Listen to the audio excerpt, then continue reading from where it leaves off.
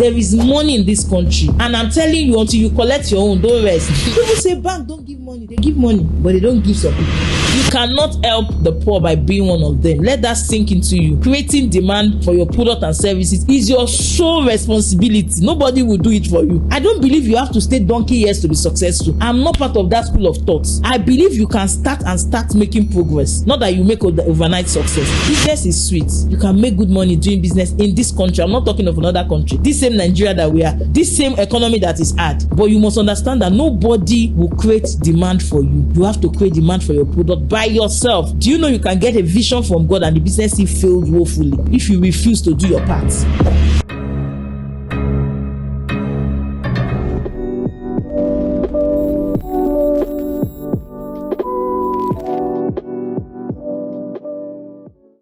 It's the Frankly Business Podcast, and it's time for business, ladies and gentlemen.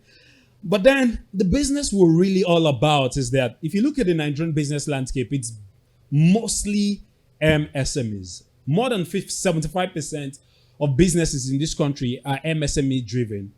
And what that means is we have small businesses, lots of pockets of small businesses.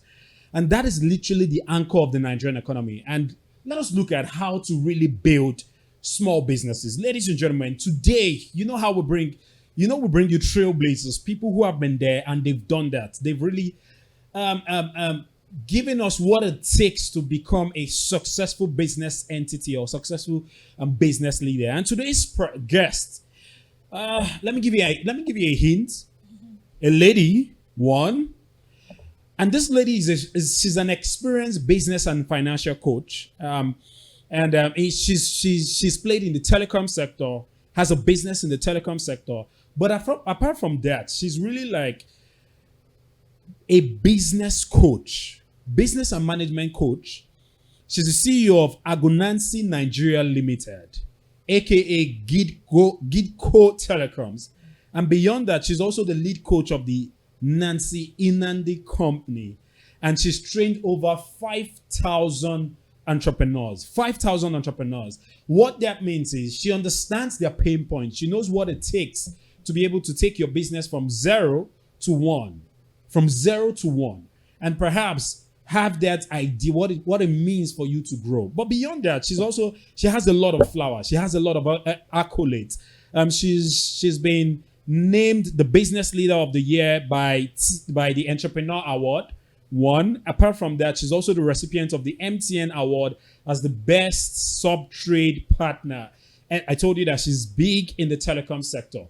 Ladies and gentlemen, we have no other person but Kelechi. Yeah. Can you do the intro? Yeah. Unveil who our guest is. No, but before I go to talk about who our guest is, Yeah. I just want to throw more light on what's the impact of small business in our Yeah. economy. So we're driving one day and I said my father used to own a tire shop where he goes to every morning and he tells people, come on, buy tire. And I saw the business run down. And it impacted our livelihood. He couldn't meet up to some certain criteria. Yeah. So that shows you the impact of small business and how it trickles down to the family. So for people that are watching, young people, and they say, oh, it doesn't concern me, I'm still in school, but your father might need it. I'm still in school, but your mother might need it. So that's why we go out, we source for experts, knowledge, that they can consume this content. And when they go back home, they go and tell their mother, oh, Coach Nancy said this can help your business scale. And this is just free education. Yeah. So our guest today is no other person than Coach Nancy. I hope I did it justice. Oh, thank you so much. And I love that your story. I love that story because it's peculiar to me too. Yeah. My mom did a lot of businesses. Not one. It will start to end up, close down, start, close up. At least, to my knowledge, she did up to like 13 different businesses. Oh, wow. As a trader, and the issues that affected them then is still what is affecting people today. And all can be traced back to lack of structures and systems. So most times you see our parents want to be philanthropists and you have not built the wealth to help people. You can't be among the poor you can't become poor by trying to help the poor. For you to help the poor, you must have stand firm, then you can help them well. But in this system, you want to help people when you don't even have the funds. So you are trying to pull people out and you are now drawn in it. So realize that the person just started a business is picking up. Before you know, family, younger brother, uncle, and paying rent, this, before you know, and because they are sentimental, most of them are not business people. Now we are trying to put that business into people that know. So my mom is very hardworking, very smart, but the business went down. So it was not because you are not smart. It's because there is a part of you that want to just help people, but not knowing that you have to build first before you can help. You have to be strong to help. You have to stay fit to help other people. But when you have not even carried yourself and you are pulling other people. So before you know it, it consumes you and your immediate family suffer more. So it's a serious thing, and that part is even the reason I went into coaching, because I remember I also became a victim of that, because most time what your parents pass through, you later become victim of it because that is your experience until you are intentional about it to say I want to take it out. I'm like, I even said I don't want to do business because my mom is like, business is for people that are suffering. That's what I feel. Because my mom suffered a lot. She will buy on credit. She will use it at the end. She will use it to pay school fees. Use it to, before you know, it's finished. Before you know, I say, no, I'm not doing business. Even though I know I was gifted, she will say, Nancy, you're a business person. I say, me, I'm not doing. I want to go and work in the bank. Because I saw bankers as people that they were wearing suit and the money is there. Yeah. So, but along the line, I started working. I just find my way back into business, and I realized what happened to my mom started happening to me. My money started going down. So because I love numbers, I'm a number, I did banking and finance, and I love numbers. I'm part of the children that love mathematics. So I always check. So when I started my business, I checked. One day, like 3 months into my business, I took my books. I started checking. I said, I've spent over 500,000. I spent over 500,000 at home. So when I'm married already, I got back. My husband, I was telling him that, do you know that I've spent over 500,000 in this amount? I was like, where did you spend it? So the thing pained me. I'm like, no, I'm not going to spend my money in this house like that. And if I'm going to spend it, I'm going to give him like an invoice to see that this is what I'm spending. And that helped me to grow better. So I got to a level where, and I realized that every month ending, I have a template that I give my student. I check my financial position. If you are listening to me, if you can check your financial position every month, your eyes will be open to a lot of things. I'm working with a brand now, and we check their financial position is in minus maybe 28 million.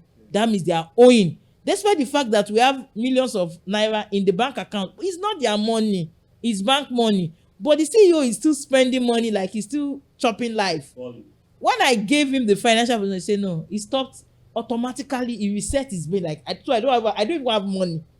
So that brings you to the consciousness of not spending it anyhow every month, and that is what I used to grow my business. Every month I would check. Okay, now I'm in 1 million. Okay, 400 has added. Thank God. Next month I check again. I'm 2 million. I've added 1 million. Next month I check. I was checking until I was growing, and I got to a level when I said, okay, I can pay myself a better salary now. I've made money. I've accumulated. But when you are not checking, an average human being has that mind to want to help people, just want to solve problem for your sister, but the truth is, the Bible says the poor you always have with you. You cannot help the poor by being one of them. Let that sink into you, because what a lot of people do is they suffer their children. And I tell people, you can afford to be reckless with the money that is to you. That means if you pay yourself salary at the end of the month, give it to your brother, spend it anyhow, but you see that business, don't do it just because of your immediate family, your wife and your children, or your husband and your children. Just sacrifice that for them. So I tell my students, okay, if we pay you any amount, just give it out. Don't buy any clothes, don't eat, don't do anything. But when they now realize that the impact of that giving is on them alone, they start to change. Because it's clear, it's glaring, it's clear. And we'll be able to create a system, financial system, where you know that, you see this one, it's not your money, you can't touch it. You see this one, every month, let the account go. You will see that every business in Nigeria can take a new turn. I am a living testimony. I started my business with 600,000 18 years ago, and I have grew it, and God has helped me. So I know what I'm saying. All the challenges we have on ground, we know government is not helping us, infrastructure is not there. It has been there 18 years ago. We scaled through it. The bank was not supporting. it has been, even if I tell you stories and I have plenty story. I can talk from now to tomorrow. Please. When I started my business, Yeah. I started my business with 600,000. Before I started, I don't know how I got that idea. I felt I should inform everyone before I launch. So I pick a date ahead, like 30 days. I'm going to launch on the maybe 30 days time, 1st of October. I started going all around my estates, telling everyone, oh, we sell a recharge card there. We are going to start on the 1st. Come and buy from us. So later they will say, what is unique about you are starting? Yeah. So I went back. I said, I have to give these people, I have to create a bait. I have to give them something to make me unique so that they can come. I started writing, there will be a lot of food and drink. And when you are doing freebies, you must understand your target audience. The people that want to buy recharge cards for me to resell, they are people below the pyramid. They are poor people. So food matters to them. Snacks matters to them. A bottle of Coke, one snacks is cool to them. But now, if you are dealing with the rich, there is a strategy for the rich. The rich, rice cannot pull me to tell me to come anywhere now. Yeah. But you can, for the poor, tell them there will be food. So on the first day I sold, I was shocked. Even me, I was selling, and I didn't have enough product. I have just 600,000 naira product. I went to restock 3 times that day. I will charter bike from here to Ikeja Computer Village, run, pick the stock. People were waiting for me because I also have drinks and snacks to share. And if you don't buy, I'm not giving you. It was a business deal. Yeah. So I sold 1.8 million the first day I opened my shop. So that alone gave me encouragement to say, Nancy, go ahead. So I want to tell you, you can set up your starting up in a way that you encourage yourself. We talk about take advantage of the low hanging fruit. Who are the people around you that you can quickly say, oh, I do digital, I do editing, I do this, and they can quickly patronize you, and you can quickly deliver and encourage yourself from day one. I don't believe you have to stay donkey years to be successful. I'm not part of that school of thoughts. I believe you can start making progress. Not that you make overnight success. Huge progress. That first day, I made 1 point. The second day, because I've gotten all their numbers, in the morning, 7 a.m., I will craft text message. Good morning, I have opened and I have all products. By 7 a.m., I'm already sending it out because you must understand your customer buying pattern, their buying time. Yeah. So you know that you have to send them message before they buy. If not, if you go and send them message by 9, they've already bought. They'll tell you I've bought. But by 7, as they're waking up, they are seeing my mail, okay. Some of them will tell me, I was almost going XYZ. When I saw your SMS, I turned back. The next day, I did more than that. I did like 2.4. I started selling. And I would go to where I'm buying from. They saw that I was buying too much and I was always coming to reorder. They'll say, madam, let's give you credit. They will give me goods on credit. And because they gave me goods on credit, I didn't want my name to be dented. I'll quickly sell it and refund. They started giving me huge credit without even knowing where I am. I was selling, returning, I was making money. I was adding the money. I would check my balance. Nancy, you have moved though. I was moving. And I want to tell everyone out there, business is sweet. You can make good money doing business in this country. I'm not talking of another country.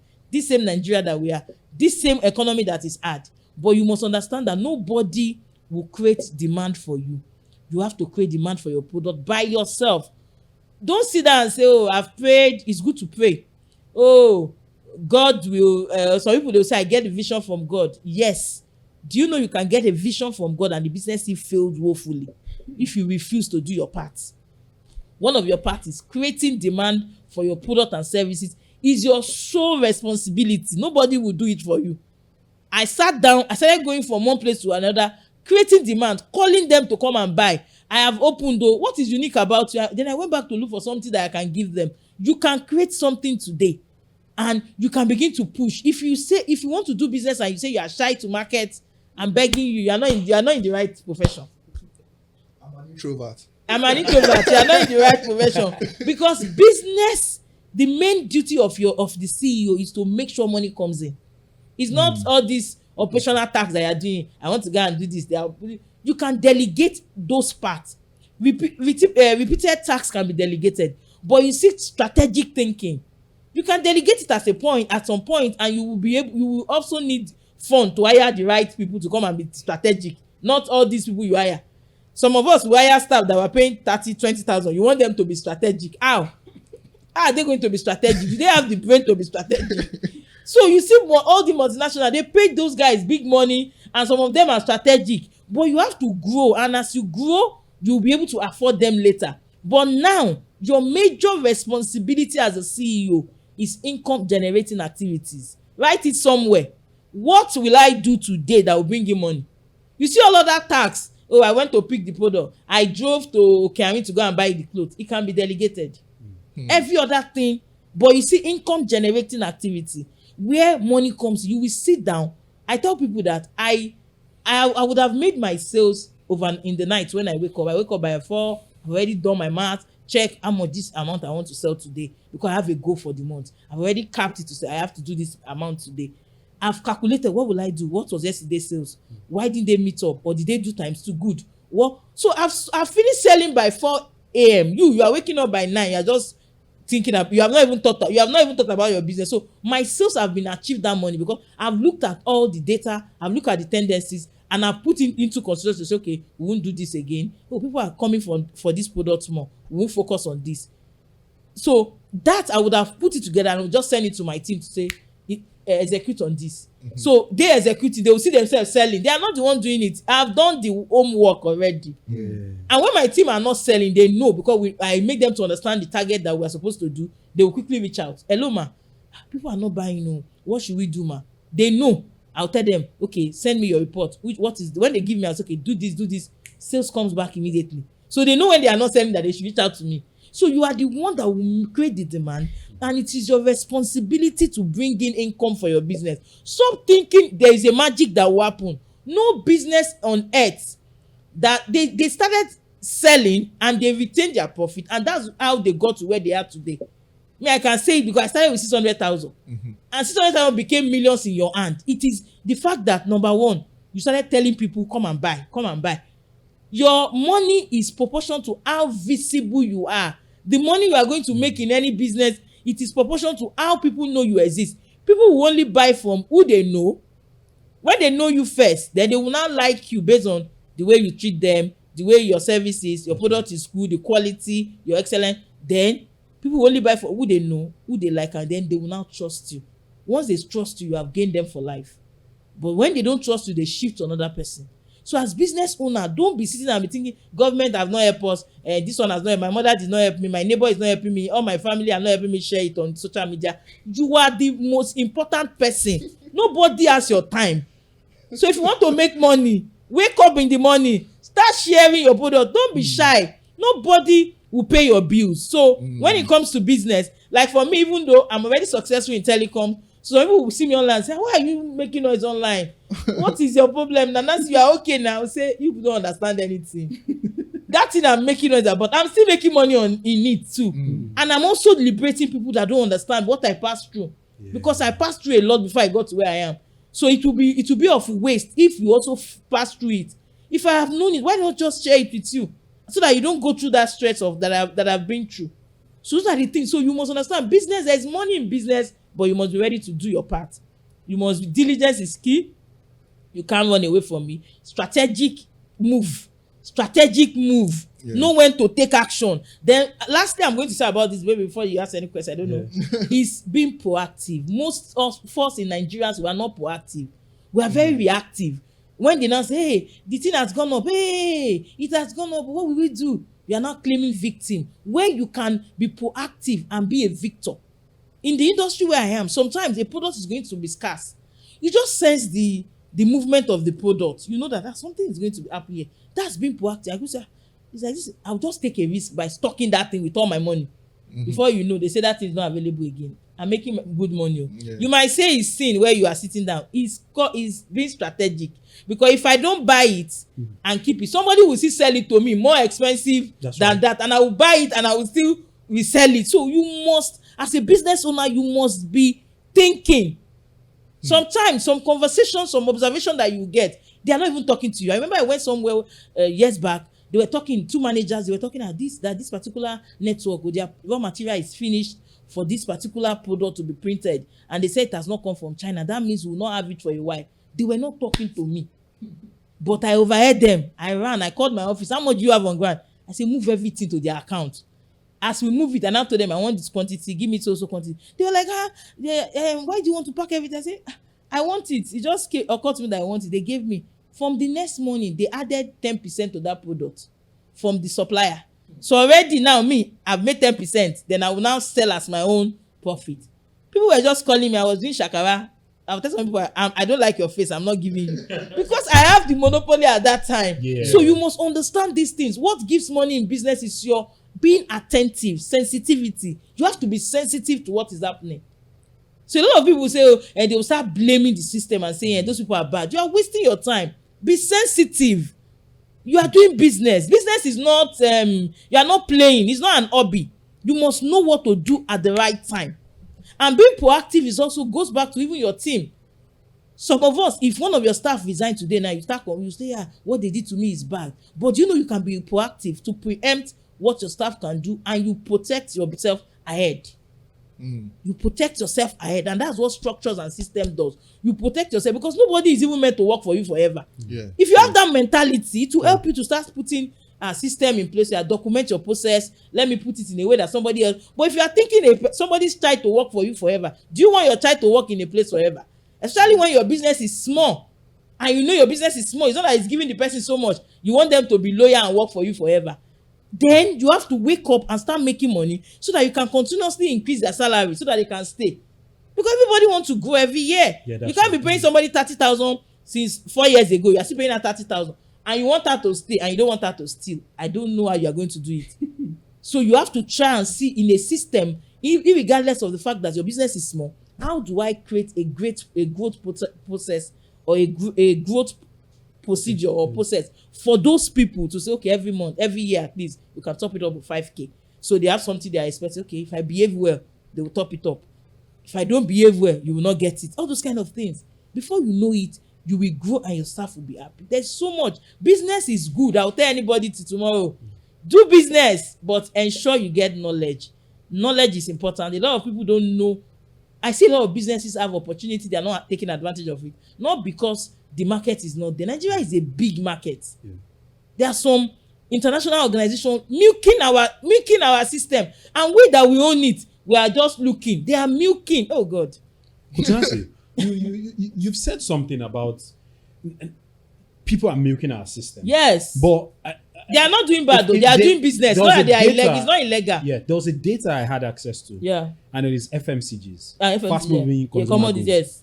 And it's declining by more than 16% Good. Right now. Mm-hmm. And the reason for that, what I do with data is just extrapolate that information. It gives you a decision-making mechanism or system with that particular data. Yeah, looking at now, trends. with that data, it tells us something, that the buying power of people is depleting by the day. Yeah. Purchasing power is depleting. Yeah. And lack of disposable income is a fundamental problem in this country. Yeah. Mm-hmm. So if you look at those two things, are we going to say that some people are not really being patronized, not because the customers don't need the product, but because the customers don't have enough money to be able to buy your product? And so apparently, in the grand scheme of things, you will, what's it called? Your sales will drop. And so how do you survive? How do you navigate that terrain, especially in these hard times that we find ourselves? So in these hard times, the hard times is affecting both the employees and the business owners. Yeah. A lot of businesses cannot even restock because the price has gone overboard. Yeah. And you see them, their price is fluctuating every now and then. Yes. So for some of them, they can't even restock, because the reason why they can't restock is they were not replying their cash before. The reason why you retain cash is for these days like this. But now when you are making profit, you make 50,000 and you spend all the 50,000. Maybe for instance, your business capital is 1 million. You make 50,000 and you spend all the 50,000. You just feel that I will be able to continue to do the 1 million. But now inflation has gone up. What you can buy with 1 million, you can now stock up maybe with 750. It now become value of 750. So there is problem already. So every business owner must understand what we call contingency funding, emergency save. It's not like saving it somewhere. Just replow it back into your business. It will save you. In the industry where I am, I remember in 2008 where they did merger and acquisition. Mm-hmm. It changed the narrative of telecom industry, and some people lost their business totally. Like somebody that was doing like I'm a big boy just was out. Because we had credit facility at that time. So a lot of people just leveraged on the credit and they were spending their own profit. They were not saving. They were not saving. So we're getting a lot of credit. So they will give credit in millions. So I have credit. So I got home one day. I knew that it's going to happen, that the credit will be withdrawn. And if it's withdrawn, you that you are doing millions, will you not go and buy 1,000?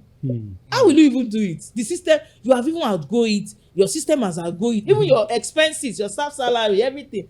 So they were doing, the people would just get that money, spend it, do other. When this matter started, Maja and Christian, and they started pulling out all the funds, the people that have cash, they grew like times 1,000% because they had the money and they could sell. Cash the ones that don't have money, they could not do anything. Those people started selling, making excess money. Their daily sales, what would normally be their weekly sales became their daily sales. So it's more money for them. True. But those other ones were out. So in whatever economy you are, even when everything is rosy, you have to be able to replenish. You have to be able to retain profit back to your business. If not, you will have crisis soon. Then coming back to buying power, the truth is a lot of things has gone up, a lot of things has increased. So people need to look for other alternative source of income. Every employee, as you are working dedicatedly in your office, there are things you can do overnight. You can do video editing. You can do designs, graphics. You can do those things are made easy with apps. You can edit this. That tell people on your status. Just reach out to someone. I edit photos now. If you are going out, you can pick me out on Sunday. I can start. There are ways to make money. If I tell you my own story, I didn't even go in this regime. If I tell you my story, it still resonates with. Okay, let me share. So I remember I grew up from a very poor home. My mom and my dad were like 13 in a room. So even today, I ask myself, how were we sleeping? My children used to ask. Even me, I'm asking myself. But we're 13 in a room. My mom was a trader. She wanted the best for us, but she couldn't afford it. Yeah. My father was trying, look for work today, no work tomorrow. But I decided to tell myself I'm going to go to school. When I finished secondary school, my mom categorically called us down because she always have conversation with us. You see, I've tried my best. Everybody will finish secondary school, but I cannot take people to university. I don't have the capacity. You know what? As you get to secondary school, just look for whether you want to learn fashion. And in those days, all of us like, fashion what? I don't want to do fashion. I want to go to school. Those kind of things. So, but when I came out my own time, I just told myself, let me go and learn how to use computer. Computer operator was raining then. Oh, yeah. So I did computer operator 3 months course. I understood. I knew how to use computer. I started working. They were paying me 3,000. I told myself I'm going to school. I started saving. I was earning 3,000 naira in Unity Road in Ikeja. And my boss was paying me 3,000, but I put in my all. My boss saw me. When I resumed there, my boss was not making profit because they do both business center and phone call. My boss said, every day my boss is lamenting. We are not making profit. I bought this call for 20,000. You people are giving me 10,000. What kind of thing is it? So one day I just summoned courage. I woke up and I said, sir, let me manage this phone call. Let me leave computer. Let me manage this. I can do it better. He said, okay, they gave me. So I realized that the lady there was not really stealing, but she was careless with my boss money. She was giving out my boss money without my boss consent. But that's La vida loca. So those guys come to our store. Some of them are acting out. Some of them are chilling. All those things. So when they make call, and then you remember phone call was not like this. 250 per minute. They make 20. Your money is always 5,000. The guy say, please, I have 1,000. She will collect 1,000. This one has made call. Talk. 20,000 call. International. He will say, I have 2K. The lady will say, oh, you collect the 2K. And somebody was being burnt for that, my boss. And the reason why my boss had that issue is lack of structure. He also don't know what he has. And I tell business owner, inventory is a key part of any business. Don't think because you are not selling. My boss was not taking cognizance of what I have sold. How much will he relate? He just come back, the guy give her and say, I have 10,000. He just go home and be kind. What kind of thing is that? So when I got there, I told them the whole thing changed. People will come and say, are you the owner? What's wrong with you? Is he your father? Is he related to you? Nigerian I just changed the whole narrative for them. I say, sir, your money is 10,000. You must pay complete. And thank God that time sef I'm a young girl, I'm 19. I've not even had boyfriend before. So even now you are talking to me, and my mom used to say, those who live in glass house don't throw stones. So I was not even ready to even look at your face. Not talk of to even hear. So they will come when they talk. I'll tell them, I'm sorry, sir. You have to pay this money. They'll give me 2,000. I'll say, well, can I have your watch? Some people are wearing less watch. Big man, fat, tall. I'm small. I'll say, sir, you have to put your watch for me to get this money. Yeah. They now started telling themselves, the girl there now is crazy. Oh, she's mad. Oh, but they were paying. The first day I sat on that seat, I made for my boss 110,000 with that same 20,000. Wow. Jesus. 110,000. Wow. My boss screamed. I didn't understand what I've made. Like, I didn't understand what I've done for him. Yeah. So the man, when I was going, yeah, take 500. You see, to enter motor. Yeah, your salary is now 4,000.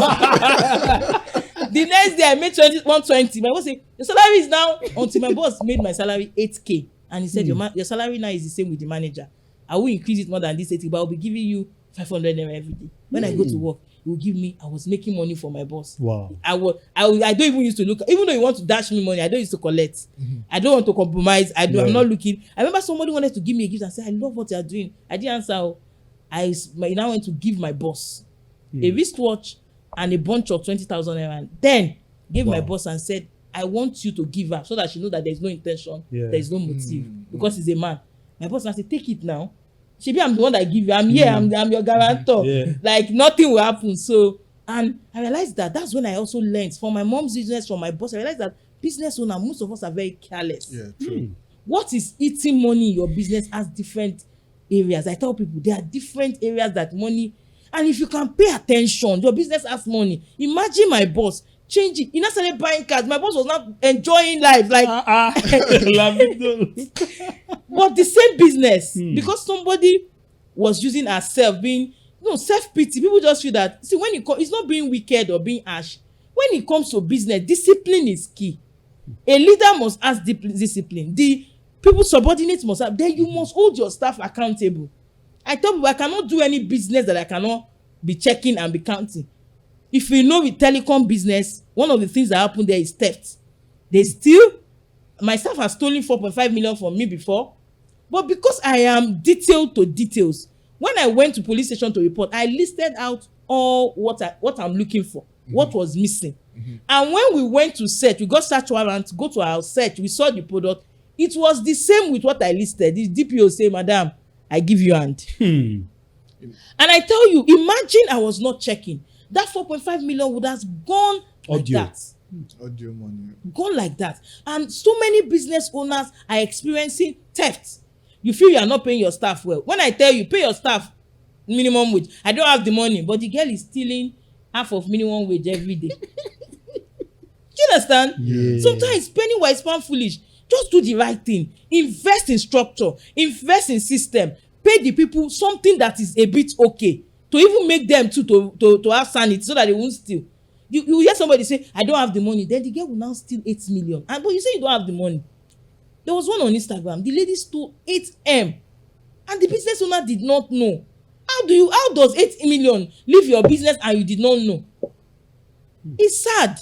No, but Coach Nancy, just to stay on this stealing of a thing. Yeah. Because I've run businesses around 2 of the cinemas here in Ikeja. Okay. And one of the things I encountered is Theft. And I have zero policy against it.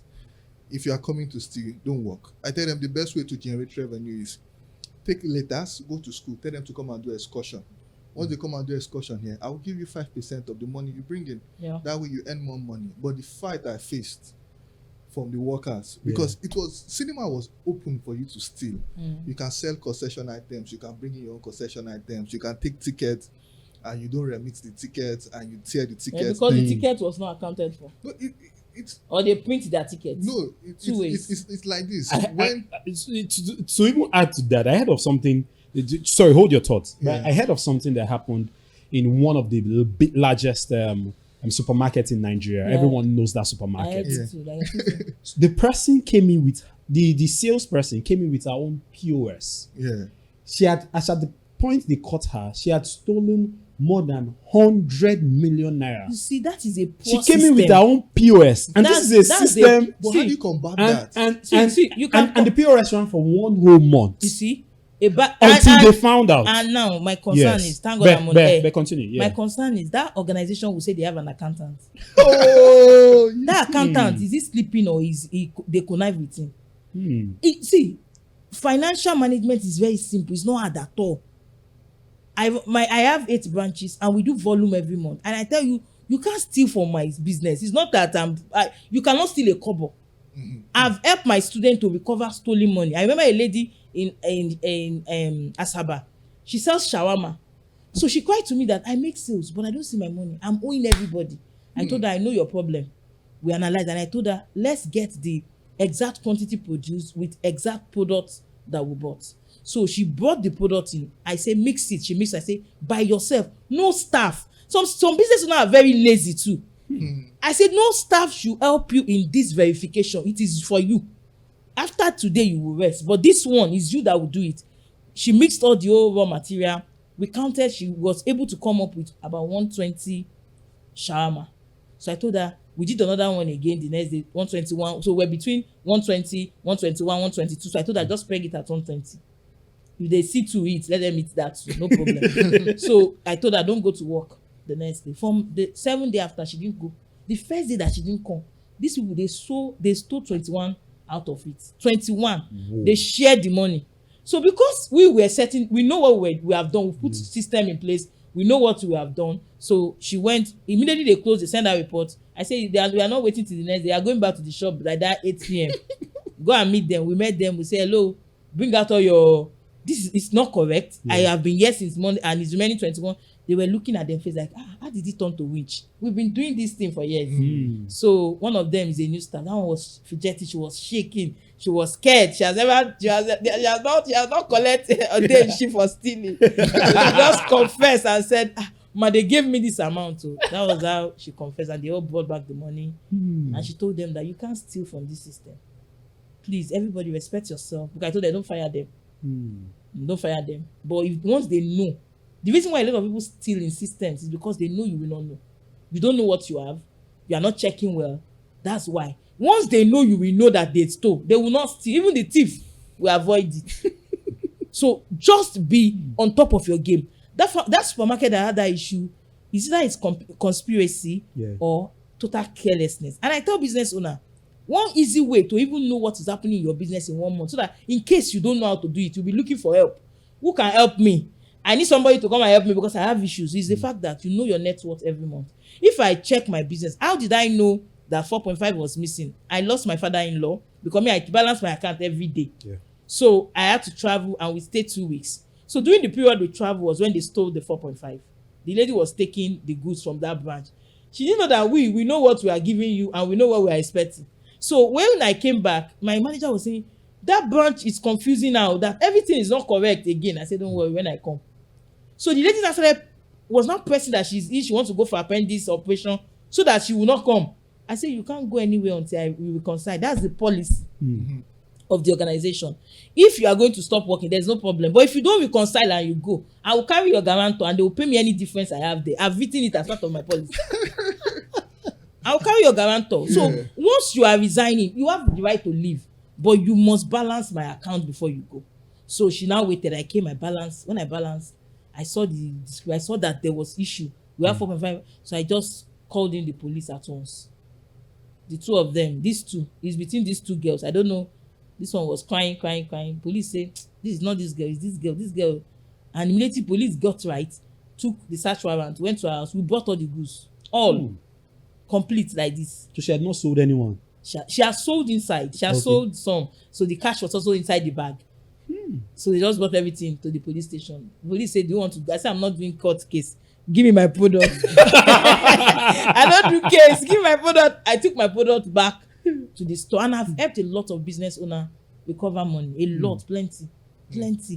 Staff, they steal a lot. And I don't blame them. It's because the business owner, we are not checking. We are concerned with activities. Oh, I have to cook the rice. Hello. You can put a standard operating procedure with your rice cooking and it will come out.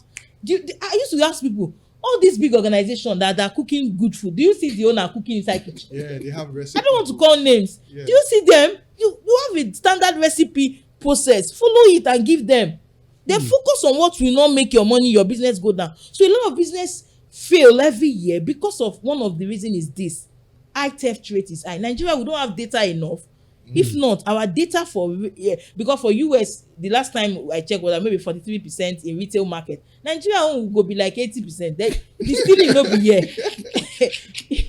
Okay, so Coach Nancy, I think we'll touch more on strategies and systems and structures to combat stealing and also grow the business. Yeah. But first of all, we have to take like a quick break. Okay, good. So when we come back, we'll dive into that. Yeah.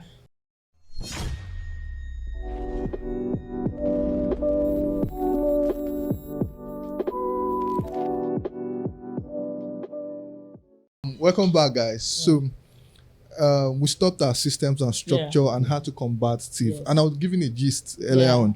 To steal in the cinema industry is very easy. I can walk up to the cinema. Instead of going to the counter, I will go to the girl standing at the door and I say, I want to watch a movie. She'll be like, okay, what movie? I'll just tell her the movie that is showing. She takes my money. She opens the door. She lets me in. And for you to combat that kind of stealing, you have to go and sit down with CCTV every time to watch how many people come into this hall. But the moving part of the cinema business, you as a manager don't have that time. But it's a key part. So my question to you now, Coach Nancy, is for a small business owner starting up, we know that this culture, it tends to go this way. Let me not generalize to say Nigerian still, but this culture tends to go this way. What are the processes and systems we put in place used to combat all those stealing? So number one is you must have policy. No matter how small your business is, creating policy is not a complex thing. You just need somebody to put you through in terms of your industry, your peculiarity, the kind of staff you have. You know, there are some small business that the only people they hire maybe is illiterate. So there is a way you make your policy friendly with them. What I realize, a lot of people just go and copy a big grammar policy on Google and be giving somebody, so it does not work. It's not in alignment with what you want to do. So you get what is policy? Policy is just rules and regulation, do's and don'ts of that organization. But one thing that make policy balance with staff is where the policy is mutually beneficial, where you have bonuses, reward, performance, other things in it, not just only rules, not just something to favor just you as a CEO. You should also have something that caters for them, especially when they do it, when they work well. And most times we have business owners that some of them that even have these policies to say this, they don't keep to their words. So that is another problem for another day. Now, policy is one. There's number two, you must be good with your inventory. There are simple ways to be on top inventory. I'm not talking about, sometimes some of these professionals make it look cumbersome. I've been there. When I wanted to get it right, I actually paid for professionals. They came, they were saying, go this way, go this way, go this way. I say buying and selling in this. All my customers will go when you tell me to be running around the race. So I had to sit down myself and develop a system that will work for the peculiar people I serve. Most of my customers were illiterate. So you now tell them to do this one. They will just say, I'm not going, I know they buy there again. I'm going to that one. So you must understand this peculiarity. Then you break it down to that context. I'm telling you, you can do it. Then number two, as a business owner, you must be determined to be disciplined. I always use God as an example when I talk about discipline. There is two-sided love. It's either tender and tough. Tender, which is empathy. Tough, which is discipline, firm discipline. These two characteristics must come at the same level playing. When you are playing, when you are making things easy for them, you are also firm with what they are not doing right. And the only way you can achieve it is policy. You can't achieve it with just talking to them because emotion will creep in. But when you have policy and you have a custodian of that policy, not you as a CEO, let somebody be a custodian. The person also checkmating you to say, man, no, that lady that's where the HR comes in. Was rude to the customer. And because sometimes the CEO loves us specially, you might wave her own and now be focusing on only that other lady. You are always, but with a custodian in-house. And that's what HR is supposed to do. But for small business owner, you don't have money for HR, don't worry. One of your sales girl can be a custodian of your policy that you wrote small. Somebody you feel that has leadership traits among them. This is the policy. These are everything. Oh yeah, hold it. If anybody messed up with this thing, write it down. At the end of the month, we look at it and know when it comes to appraisal time, when it comes to things, we factor it in. Because a lot of us leave these things, and when it comes to maybe end of the year, you are increasing salary. The lady that is very rude, you increase her salary with the one that is decent. You are telling me to be rude next time.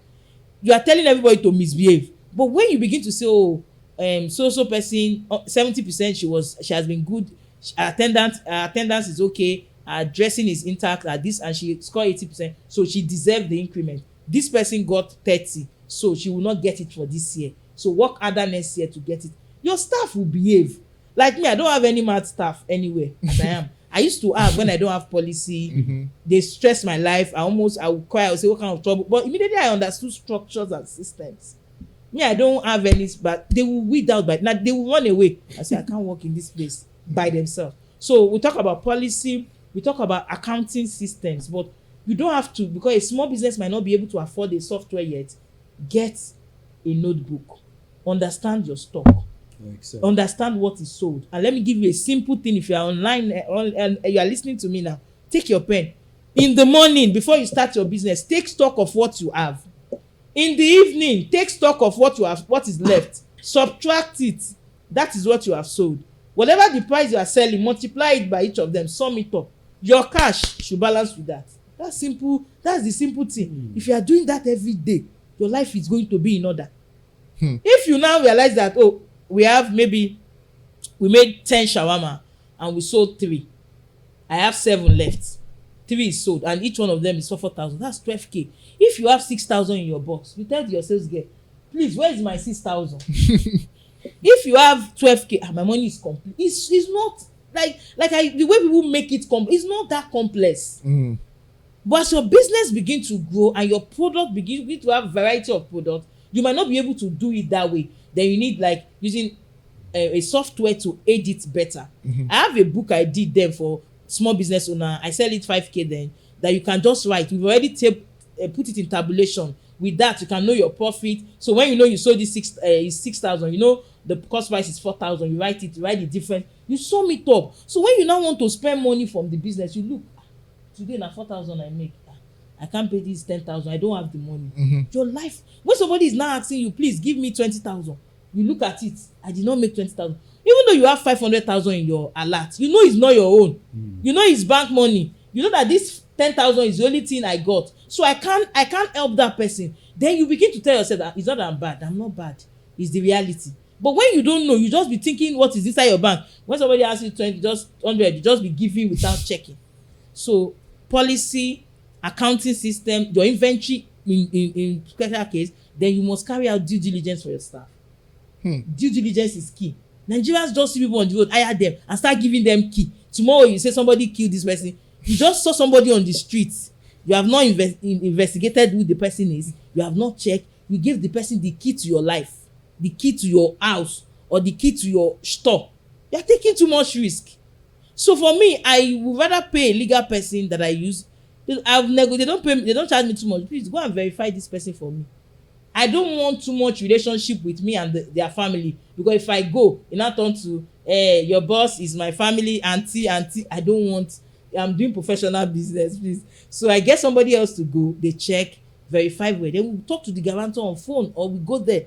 This person, do you know the implication of? Don't tell me they just use my picture and passport. I don't do that. Verify, due diligence. What you are standing for? You are saying this person will not steal, and if anything happens, we'll come back to you. The person, some of them, when they sign, they will want the person. Don't steal low. They will want them extra for you. Those caution, you need it. Due diligence, inventory, policy. Then you as a business owner, you have to have discipline. You have to have discipline that whatever I've put in place, I'm going to stay by it. There are other things to make structure work, like documenting your processes to make sure that, as you do this thing, this is how we do it, because there is a culture you are trying to build. All those things matters. Then also, if you are into production, you are into food making, creating standard for your food. Documenting your recipe to know what exactly you use to make food, and if there is consistency in your production. Not that today your jollof rice is concussion, tomorrow is jollof rice. But people who fought that narrative though, or that doing the recipe stuff, because they'll say, you steal it and go and open your own. There is a way we do it. We call it protecting your trade secrets. Now, how do you protect your trade secrets? You look for important part of your recipe that only you will mix up. See, they can know that, oh, you use this particular seasoning to make the food, but knowing the exact quantity is another thing. So that part in your own closet, you will mix those things up. For instance, let me give an example for somebody listening, so that you don't think I want you to pay me. Just take it for free. So now you can look at, I want to make jollof rice. Maybe you use grounded pepper, you use crayfish, and you use maybe any seasoning and salt. You can do those measurements together and call it Nancy recipe. So at a point of their cooking, they will just add that. They will not know it, but they know you use rice. You have to check timing. You put groundnut oil on the fire for 2 minutes. You add pepper after 1 minute. You add this. You will see that consistency. One of my students in Ghana, she did it. She was screaming. She said, coach, my staff can cook my jollof rice now. I can now rest. I can now sleep. Do you understand? That you can do it. If any of the big brand can do it, you can do it in your own small way. You don't have to waste money. But let's understand that management of your fund is key. Because a lot of people are waiting for, I want to do it big. You can do it small and grow, and as you grow, you can expand it. So protecting your trade secret is something you should do for yourself, because an average staff working for you, sometimes they are even spies. They came to spy on you, so you don't know. After 1 month, you realize that they've opened your business somewhere. So I was discussing with a friend of mine who had the trade secret for one of the top FMCGs. It's hard for me to, I won't mention their name, but they prepare liquid soap. They are the biggest in this country. If you can think deep, you understand. Liquid soap for washing dishes. So another company poached that stuff. That's the problem. And took that trade secret and produced it. That company, the name starts with a figure. So that's just how I'll just put it. They start with a figure, and they gave us the exact same thing. So investigating, he now said that, because he took over from the role, and he said that what happened was that they weren't very conscious, as big as they were. They weren't very conscious of the fact that could happen, and they didn't have a non-disclosure or something with them. They had a normal staff policy, but they didn't put non-disclosure. And the person raked in a lot of money, and that particular company right now is competing with them.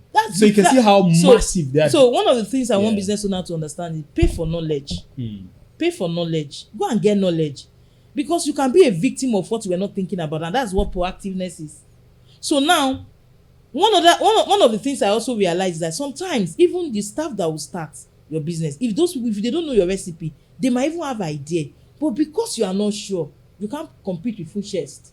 But now this guy is sure, so he will compete with you and say our own is better than, because he knows what his boss is using. But when they don't know what you are using, they compete. They can just be competing gradually. Their competition will not be like stiff. But when somebody knows your recipe, they will come with all full force. So because you can't really hold people from not starting your business, but know your recipe, hide it. And sometimes I remember a lady selling hair, and she was like, coach, it's going to be stressful. I said, no, you get your hair from Lagos Island. Now you get the hair, you allow them to supply it to your store. You are too loose. How can they supply it to your store? This sales girl that is selling it for 50,000 knows that the supplier bought it for 20. So tomorrow you will say they are stealing your money or they are boycotting because you allowed it. Collect the supplier's number. You allowed it. She saw the invoice, you collect it. Even though she's not going, so she can send her sister to say buy for me, and she will start your business clean. So I told her that's an error you have made, but you have to correct it. How do you correct it? Let your supplier, they can deliver it at home to you. When you receive it, you remove your invoice. Keep your invoice and send the goods to the store. The girl never. Some people, so it depends on what your trade secret is. If your trade secret is your supplier, for some people their trade secret is their supplier. Your staff should never ever know the supplier for life. So that means that even though you are not in town, you will look for trusted person or you buy enough to give them. You will never let them come across. So when she started doing that, the lady resigned and was like, she's feeling that she's stealing. She was already selling to the madam's customer. So she has to go, and now she got it right. She's in Canada now, but she knows that nobody knows. So they send it to the house. When they send it to the house, she will instruct the person that they send it to. The husband will remove the invoice, keep it aside for her. somebody else will come and pick only the product and take it to the store. So you are conscious of that. You must protect your trade secret. Look at the big brands, all these drinks. There are some of them you don't know their trade secrets. So people have tried to copy them closely, but they are still not. They are still afraid because they don't know their trade secret. They might have gotten it right, but because they don't know, they are still feeling that those people are the top people. So we must understand this as business owner. We must not take some things for granted. If not, we will lose our brand, we will lose our business. And rivalry is not easy because I faced it before, and that's why I can teach it. I faced it. My staff started my business, 2 customers, but I have plenty story. But don't worry, next time yes. So talking about business. I've never shared this before anywhere. When I was in school, Delso, I wanted to start a clothing business. Okay. So before going back to school every time in Lagos, I'll go to the Lagos Island and I'll look for clothes. I'll buy clothes. I wanted to be the Lagos boy and stuff like that. So I buy and I take to school and I wear. People say, "Oh, I like it. I like this your stuff. I like this your stuff. I like this your stuff." So, and I said, "Okay, I can sell this stuff in my school group." So I took a picture. And I uploaded it on my school group chat. Then the feedback I got was that this Igbo boy don't come again. Everything they sell. And it made me stop. The thing pull you back. It pulled me back. And I realized that, okay, if I had consistently do more, I would have created my own market and I would have been the biggest suppliers of clothes. Because I later started seeing clothes I was seeing on the Lagos Island in the school premises around the boutique there. So my question is, for a young man, for a young girl in Uniben, in Uniport, because this content is majorly for them, because small businesses can be done from the ease of your hand now. For a young man and a young woman in Uniport, in Delsu, in Uni Abuja, how can they create a small business that thrive and also coincides with their schedule in school? Because I'm very particular about them because they are in the market already. Because every time you go to school, you meet at least 100 people. There's a lot of people in that market already. They're not even doing that. I know a lady on the island. She started from Bowen University. She's big because she's my client. Big, and she paid me millions to even attend. Big, and she started as a year 2 student. She sells on this in school. Her parents were importing. Now she's even bigger than her mom in the business, but her mom was doing it before. So wherever you are, you must just take advantage of the opportunity there. You are in your school, you realize that it's difficult to get clothes, or you know that people like to jewelries. Start it. Get 1 or 2, and it's easier now, unlike before. Go to Lagos Island. They are even ready to give you pictures. They know everybody wants to do drop shipping. There are group that you can join. You might not even buy all like before. Just get pictures from them, and put it on your status. But the way you can be more valuable to those people, you can have money with them. Instead of you taking goods, you can have money with them and say, okay, I'm dropping this 100K. Instead of you taking goods, I will request for what my customer needs. So which puts you on the edge of somebody that has not paid, that will just send others, so I want to pay. So for instance, if somebody likes 2 things that you post, you just send her, oh, I want these 2 things, package it, they will subtract it from what you have. It makes it easy for you to quickly lock down the product. As you sell, you restock. So you are not keeping unnecessary products because you don't know the one that will sell. Dropshipping. But there is also a bad side to it. You can call and they say that stock is finished. So you have to come back to your client to say, this one is finished. Do you want this alternative? So it depends on how you want to market. But I want everyone to understand. I was even telling my daughter, she's in university, she's in year 3. From year 1, I've been pushing out. What are you going to do? What business do you want to do? I don't want to force business on her. And pay your school fees. You are okay. But you must start earning money. It was her second year, she now realized, okay, mommy, I want to start doing nails. And she has learned it. I'm going to do it for my friends. See, you have to be intentional. When you are not in class, you have plenty hours. You go to school from 10, by 4 you are back. You have 6, you are not sleeping or gisting to. You can use it to do other things. You understand? So for any student out there, I started selling from secondary school. If I tell you, I said my story is, I started selling because I grew up from in a home that I know my parents don't have, and sometimes I just feel that I just want to help more. I remember I went to school in GS3 and I saw somebody frying chin on my street. I said, I'll package this chin and take it to school and sell to my friends because they bring money they bring a break time, they have money to buy snacks. I will buy 24 pieces, 2 dozen, put it in my bag. Break time, I will sell it. And I was selling. I'll take it back home. After 1 month, I've made some money and I went to use it to buy clothes. I gave it to my mom. My mom will say, what did you do? I said, I'm selling chin chin. So but for university, you even have a better option. Mm-hmm. I have a niece in Ekpoma University. She does cake and she's doing a lot. Even some people will hire her from Ekpoma to Lekki to come and supply cake. I saw her, she did a cake and they paid her. So there's nothing, even the digital aid has made it easy. Easier. Business is easier now. Before, for you to get adverts, for you to get your product everywhere, you know how much you pay. And you know the wahala you. But now, from the comfort of your home, if you can break the spirit of childness. You do your video every day. You do it today, it's not clear. You say, God, I will do it tomorrow. Yeah. If you can just shout online, be strategic about it, people will see you and they will start paying you good money. A lot of people has built millions of naira from their room and they now use the money to go and rent store. They didn't have store before. I know plenty on social media. They were selling undies, they were selling maybe bags from the comfort of their bedroom. Today, they now have a blown boutique with the money they made from the store. There's so much money out there. I want to encourage every Nigerians out there, if you are listening to me, especially if you are from a poor home like me, there is money.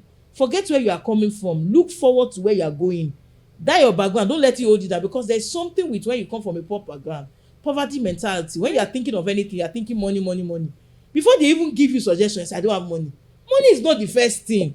Accepting the idea, thinking through it first. Money is not the first thing. You will need money later, but it's not the first thing. But if you can do your job well, people will invest in you. Family and friends will give you money. People will bring. When I needed money to expand my telecom business, it's somebody that said, Nancy, use my building to get loan. It's a serious thing. It's a level of trust. Use it. I use it. They gave me 40 million and I turned it and I paid back and I returned. Not that the person now give you a property now. You now make them seize the building. You're in Dubai. God. So, Coach, you said you made mention of a word, invest, and Yes. it looks like it's something that the MSME They are not looking at, segment and of it's our a economy good. is that investors do not come for them. They don't come for. They don't have. They don't get access to funding. Yeah. You go to bank, you're not even big enough Did to they have the structure collateral. themselves that way? Sorry to Huh? cut you. Yeah. Did they structure themselves that They've way? not structured themselves. Yes, so well. that's why I'm asking that. What do you think is the reason? So number for that? one reason why What can most people don't invest in them is the fact that most business owners in Nigeria, they've not separated themselves from their business. So from afar, so people, they will come and talk to me, I want to do this business, invest in me. I will look at them, I won't tell them why I'm not investing in them. Husband and wife, all of you are putting your head inside the business. How will the business survive? So if I now put my 50 million, you will now use it to go and be paying school fees and change your children's school. So you look at it. So if you want investors, if you want the bank to invest in you, you want investors. People say bank don't give money. They give money, but they don't give some people. Bank give money. I'm telling you. When I started my business, I was looking for how will I get fund? I want to do more. I opened account in 27 banks. That time it was 27. All they would give you story. Run it for 6 months, will give you. I run it tired. They did not give me anything.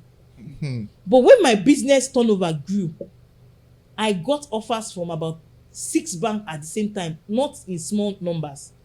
And they also, you now realize that banks sef, some of them, they do due diligence because your account officer don't want to give somebody that will make them to come and carry a arrest her.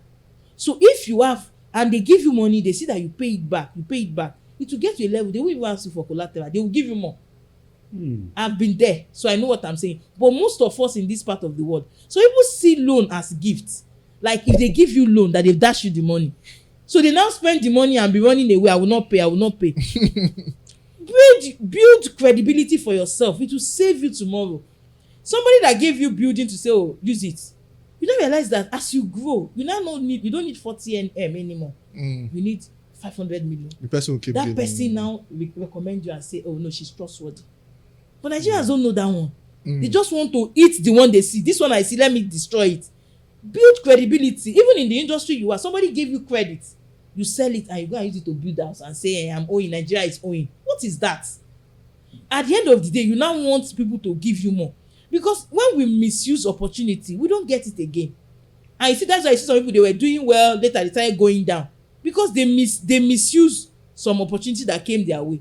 If you use it well, you can build on it. Credibility is important, and Nigerians, we have a lot of Nigerians that are trustworthy. I've seen them, and we have so many that are not. So we must begin to be, if you're a business owner, intentionally build trust for yourself. You need it, because in the marketplace, trust or integrity is currency. You can take it to the bank, just say, no, okay, I need to raise this fund. You call somebody and the person will just send you the whole money, start the business. I'm telling you, people do it, but a lot of people have not fallen under that category. People have burnt all their fingers and their head and their hand in giving people fund. So that's the reason. Another thing is that most people don't even understand numbers. What are the numbers small businesses need to look out for? So the major numbers. The numbers you need to look out for: first, your inventory. Okay. The goods. Number 2, your sales. Number 3, you need to look out for your overhead costs. What? And if you have your inventory, you have your sales, then your bank transactions. The fact that money is coming into your bank, going out, you must reconcile it. If you don't reconcile it, you will still be losing money. Because some people think, they are paying to bank, that's why they can't steal. They lie. Whether they are paying to bank, they can still steal your money. The most important thing is that you must be ready to reconcile your business. And as a business owner, sometimes send mystery shopper to your store. Yeah. Send mystery shopper to your store. Just send somebody. You realize that there are so many things you don't know. You realize that some people are using their own invoice branded. They branded it in your name and they are there. Some people are using their OPS. How will it take them 30 days to discover that somebody was using POS that is not the company's own? That's total negligence. The negligence is high. But if you have somebody that you can, that's why there are some parts that you cannot delegate. Mystery shopping, I will not send somebody. I will just call somebody neutral. A friend that I know since 92, I'll just say, hello, I want you to go to one of my store in Oshodi. Go and just buy. I'll send you money. Go there, enter, buy. If you observe anything, just try and do their video. They will come back and send you, sir, your people are doing well, they didn't misbehave. But before we got it right, people were misbehaving. When they will not say, how did she know? I will not tell you who told me. You will just say, my madam is a witch or she's a ghost. How did she know? So you must, as a business owner, be proactive. I want to encourage every business owner out there, or you are just starting. There is money in this country. And I'm telling you, until you collect your own, don't rest. I like that Until you collect your own, don't rest. And don't, like what you said, when the guy said, Igbo guy, you don't come again. Yeah. Don't let people shame you because you are looking for money. See, be unapologetic about wanting to make money. Wanting to make money is one of the things that God gave us to do. Go and make money, be fruitful, multiply, replenish. It is money making, not only children, not for only giving birth. So when people come, like for me, I'm a female in my industry, and I'm there. They will say, take it easy now. You're a woman. Why are you chasing? Stigma. Hello, I'm a woman. How does it affect my money making? Yeah. So what I want you to understand, don't be unapologetic. To be unapologetic about making money. Don't let anybody tell you, your own is too much. Be too much and make your money. Yeah. They will respect you and they will give you that regard. Yeah. So Coach, before we have a culture. Okay. Yeah. Yeah. So before we call it a quick, just to add, I like going to my cinema state because it taught us about retail, and retail is business. Yeah. You're tracking your inventory. You know how much you're making. You're seeing your operating costs. You're seeing your utility costs. And the mystery shopper actually was a deal breaker for the cinema. They made it a culture. Wow, They sent somebody you don't know. It's when they are doing the general meeting They every month, present. and they say, okay, look at your site, mystery shopper. One of your guys didn't dress well. One of your guys went wearing their name tag. Yeah. So every month you're at alert. Yeah. And it helps build that culture. And I feel like you bringing it up now just gave me that. moment. So I feel like every business You do it. should do mystery You will shopping. see something, you'll be shocked. One lady, I told her, do mystery shopping. The lady went there. They bought lace of over 1 million. It was not in the record. When they went to the staff account, this lady, when she dressed, she looked like one village girl. People that steal your business, they don't wear big clothes. They don't dress well. They come low. Yeah. Because they know that if I dress too much now, this woman will know that something. When they went to check her account, 8-point-something million. Oh my. A staff. Because the business owner was not checking. But she realized she had issues was when she called me in to say, I don't know how to do this thing. Please come and help me. You understand? You're not checking. You can't be selling. I cannot sell anything I will not check. Coach Nnadi, we would have a part 2. We would definitely have a part 2 of this because it's a lot. The small business is a massive segment of the Nigerian economy. Absorb unemployment. Yes. And okay, we have a culture. Yeah. Who do you want us to have on this chair? And perhaps you can ask the person a question. So when we have the person, we'll ask the person the question. The question I will ask the person. Yes. Who do you want us to interview? Okay. Which business leader do you want us to interview? And what question do you have for that person?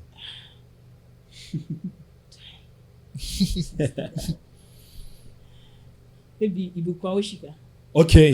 And what question should we ask? What I want to ask her is the fact that when it comes to tax in Nigeria, tax, there's a lot of things that are not clear. There's a lot of back things. Okay. As she's a Christian leader, how do you avoid paying bribe in a country where everybody just wants a tip before they do anything? Deep. Everybody just wants a tip before they want a they tip do before anything. you do anything. So how do you, and you don't want to pay bribe, how do you balance? Before I close this show, you have to tip me. I need a tip. Anyways, it's been a great time, ladies and gentlemen. This is the Frankly Business Podcast. You know, we bring you value. We bring you business leaders who have been there and they've done that, and they come explain basic concepts about what it takes to move a business from point A to point Z. And your guess is as good as mine. You know so well that Coach Nnadi has done justice to the small, medium scale enterprise in this country. So you can reach out to her on all social media platforms but actively on Instagram at Coach Nancy _official. At Coach Nancy _official. Coach Nancy _official. Yeah. And big shout out to our sponsors, Romeo Pizza and Coldberry Ice Cream. Yeah. And then Kelechi, you turn off the engine. Yeah. So like I always say, if you like, if you subscribe, if you share, we'll get more views. We'll bring in bigger guests. Yeah. So now we have to bring in Mrs. Ibuka Ibukun Oshika, Awosika. Yeah. So we can't do that if you don't know, if we don't build this community. And it's a community of like mind. It's a growth community. And we said in the last episode that we have a summit coming in next year. Yeah. And we are bringing in all these like mind into one room to answer all your questions and give you keynote addresses on how to better grow yourself. Yeah. We need to build a culture of thriving youth businesses in the country. Sure. So we crash the unemployment. So like, subscribe, share, please.